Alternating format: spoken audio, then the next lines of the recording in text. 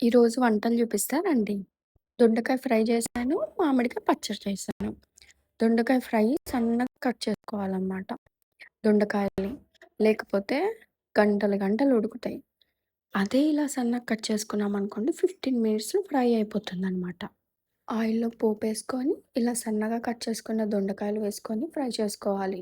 Onions, salt వేసుకోవాలి, కారం వేసుకోవాలి. ఉడికిన తర్వాత నేను కూర కారం అని ఒకటి చెప్పాను. ఇంతకుముందు షార్ట్స్ ఉన్నాయి వీడియోస్‌లో చూడండి. అది లైట్‌గా వేసి పైన లైట్‌గా కొంచెం కారం ఏస్తాను. పప్పొడి వేస్తాను. అంతే. అయిపోతుంది సింపుల్‌గా. నాకిది చేయడానికి జస్ట్ 15 నిమిషాలు పట్టిందంతే. ఒకసారి ఇలా ట్రై చేయండి. మీకే అర్థమవుతుంది. ఈ మామిడికాయ ముక్కల పచ్చడి ఇన్‌స్టంట్‌గా అప్పటికప్పుడు చేసుకునేదనమాట. ఇది ఇంతకుముందు ఎలా చేయాలో ఆల్రెడీ చెప్పాను. అయినా కొత్తగా చేసే వాళ్ళ కోసం మళ్ళీ చెప్తాను. తొక్కు తీసిన మామిడికాయల్ని సన్నగా కట్ చేసుకోవాలి. ఎందుకంటే పుల్లగా ఉంటాయి. ముక్క పెద్దగా ఉన్నప్పుడు మనం అన్నంలో కలుపుకొని తింటున్నప్పుడు ముక్క తగిలినప్పుడు పులుపెక్కిపోతాయి పళ్ళన్నీ.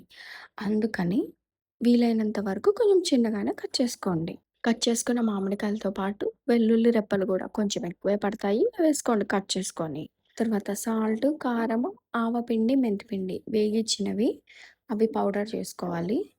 ఆవపిండి, మెంతిపిండి అది లైట్‌గా వేసుకోవాలి. ఎక్కువ వేసుకోవద్దు. ఎందుకంటే అది ఇన్‌స్టంట్‌గా చేస్తాం కాబట్టి.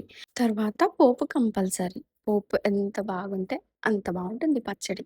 ఈ మామిడికాయ ముక్కల పచ్చడైతే పెరుగన్నంలోకి, దద్దోజనంలోకి ఎంత బావుంటుందో. ఒకసారి ఇలా ట్రై చేయండి. నాకీ 2 కూరలు, వంటలు చేయడానికి కరెక్ట్ హాఫ్ అన్ అవర్ పట్టిందంతే. ఒకసారి ఇలా ట్రై చేసి కామెంట్ చేయండి ఎలా వచ్చిందో. ఇప్పటి వరకు ఉంటాను. బాయ్. వీడియో నచ్చితే like, share and subscribe to my channel.